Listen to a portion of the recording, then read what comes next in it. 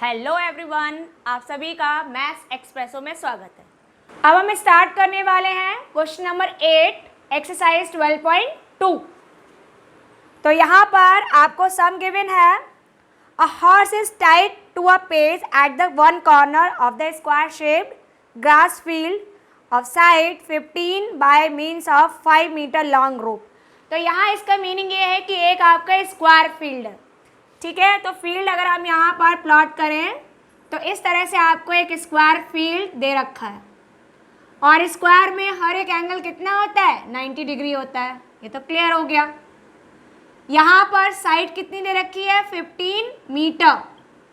ये भी कितना है, 15 मीटर है। अब आपसे बोला गया है कि आपने एक हॉर्स को टाइट किया है एट वन कॉर्नर।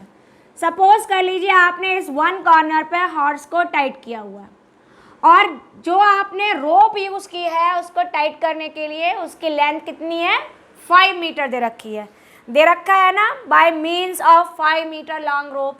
तो ये लेंथ कितनी हो गई आपकी, 5 मीटर। ये तो आप देखो, अगर हम इसको इस तरह से ले लें कि ये आपका 5 मीटर है, तो यहाँ से आप इस कवर्ड फील्ड के अंदर है, बाउंड्री के अंदर, तो आप यहाँ से इस तरह से और ये इतना एरिया तो कवर करोगे। तो ये हो गया आपका एरिया जहाँ पर आपका जो हॉर्स है वो घास को खा सकता है, ग्रेज कर सकता है, ठीक है। तो यहाँ पर जो आपने रोप यूज़ की है उसकी लेंथ कितनी यूज़ की है, 5 मीटर, ये एरिया के लिए। डन। तो आपको निकालना है, आपको फाइंड आउट करना है, find the area of field grazed bye horse. तो पहले हमें इसके लिए रिजल्ट निकालना है। तो देखो थीटा इसमें गिवन नहीं था, तो थीटा कैसे निकालेंगे। थीटा आपने निकाला कि आपके स्क्वायर में हर एक एंगल होता है 90 डिग्री का, तो यहाँ पर हम थीटा यूज़ कर लेंगे एज 90 डिग्री। तो ये हो गया आपका theta is equal to 90 degree. Reason, because in square all angles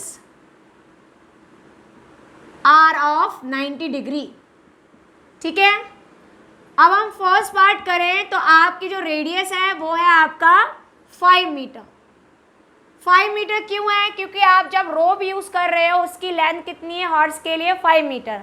और आपको जो एरिया निकालना है वो भी वही एरिया निकालना है जिसको हॉर्स ग्रेज कर सकता है, जहाँ पर घास खा सकता है, बस उतना एरिया निकालना है। तो हम कितना एरिया निकाल सकते हैं, जो कि रेडियस 5 मीटर के अलॉन्ग कवर किया गया हो।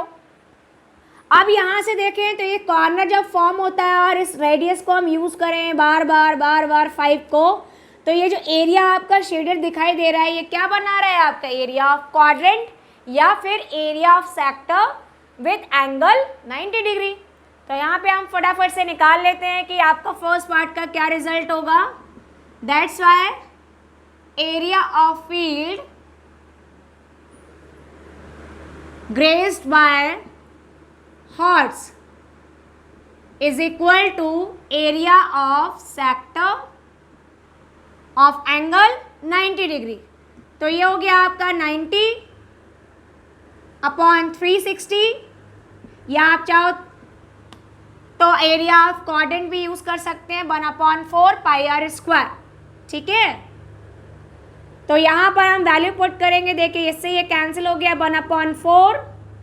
पाई की वैल्यू आपको गिवन नहीं है तो आप यहाँ पे 22/7 यूज़ कर सकते हैं। देख लेते हैं कहीं गिवन तो नहीं है, यहाँ पर आपको पाई गिवन नहीं है, पाई दे रखा है 3.14।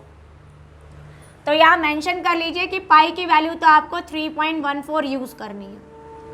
तो ये हो गया आपका 3.14 और रेडियस कितनी है, रेडियस आपकी 5 है, तो 5 का आपने स्क्वायरिंग कर दिया, ठीक है। आपने यहाँ लिखा 3.14 इंटू, इसको स्क्वायर करेंगे 25/4, आप डिवाइड करके फिर आप मल्टीप्लाई कर लीजिए, या मल्टीप्लाई करके फिर डिवाइड कर दीजिए। तो पहले हम चलिए मल्टीप्लाई कर लेते हैं। तो 25 4 जा 100, 25 1 जा 25 प्लस 10 35, 75 प्लस 3 78, 2 डिजिट के बाद में है, तो ये आपका आंसर हो गया 78.50/4 मीटर स्क्वायर। और अगर हम इसको डिवाइड कर देंगे तो आपका रिजल्ट आ जाएगा 4 1 जा 4, 38 हो गया, 4 9 जा 36, तो ये हो गया आपका 4 9 जा 36, 4 6 जा 24, 4 2 जा 8, 4 5 जा 20 मीटर स्क्वायर। तो आपका जो रिजल्ट निकल कर आया वो है 19.625 meter square for the area of field graze by horse. अब आपसे नेक्स्ट पार्ट में पूछा गया है, आपको ऑब्टेन करना है the increase in grazing area if the rope were 10 meter long instead of 5। अब हमने क्या किया है, जो आपने हॉर्स को टाइट करने के लिए जो रोप यूज की थी, पहले कितना था 5 मीटर था उसकी लेंथ, अब हो गया है 10 मीटर। सपोज कर लिया कि अब आपका जो 10 मीटर है वो यहाँ तक पहुँच रहा है और यहाँ तक का एरिया कवर कर रहा है, तो आपका ये पूरा एरिया हो गया यहाँ से लेकर और यहाँ तक। अब इस एरिया से जो आप पहला वाला एरिया सब्ट्रैक्ट करें तभी तो आपका ये इंक्रीज एरिया निकल कर आएगा कि इंक्रीज कितना हुआ एरिया में। तो अब हम क्या करेंगे, पहले 10 मीटर रेडियस यूज करते हुए पहले हम एरिया निकालेंगे कि अब कितना एरिया ग्रेस कर सकता है हॉर्स, फिर उसमें से अगर हम ये वाला एरिया सब्ट्रैक्ट कर दें तो वैसे ही हमें मालूम हो जाएगा कि आपके जो एरिया में चेंज आया है, जो इंक्रीज हुआ है, वो एरिया कितना है। अब आपने सेकंड पार्ट में लिखा पहले, now radius is equal to 10 meter, ठीक है, तो that's why area increased by, तो कितना एरिया इंक्रीज हुआ है, तो area of sector with radius 10 meter minus area of sector with radius 5 meter. Done.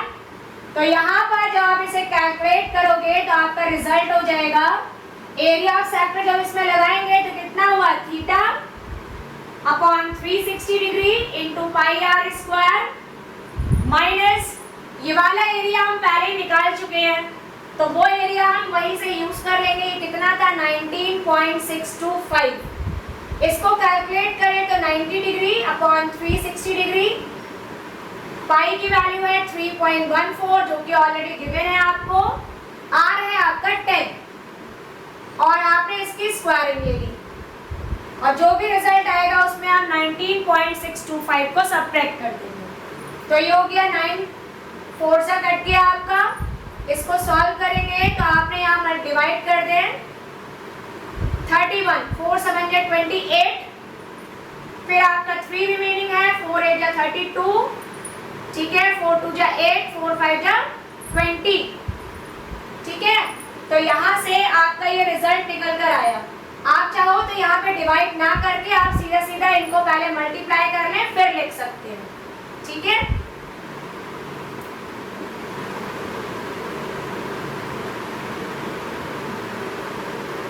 तो ये हो गया, आपने मल्टीप्लाई किया तो ये हो गया आपका 78.5। कैसे किया, जो आप 0.785 में 100 मल्टीप्लाई करोगे तो आपका ये रिजल्ट आ जाएगा।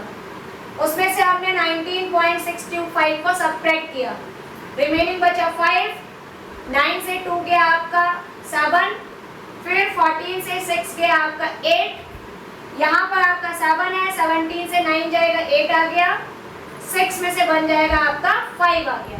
तो फाइनली रिजल्ट कितना आया 58.875 मीटर स्क्वायर। तो यहाँ पर आपने कैलकुलेट किया कि आपने यहाँ पे 4 से कट किया था या मल्टीप्लाई किया 78.5, ये रिजल्ट हो गया। आपने जैसे सब्ट्रैक्ट किया तो आपका सिर्फ इंक्रीज एरिया निकल कर आया।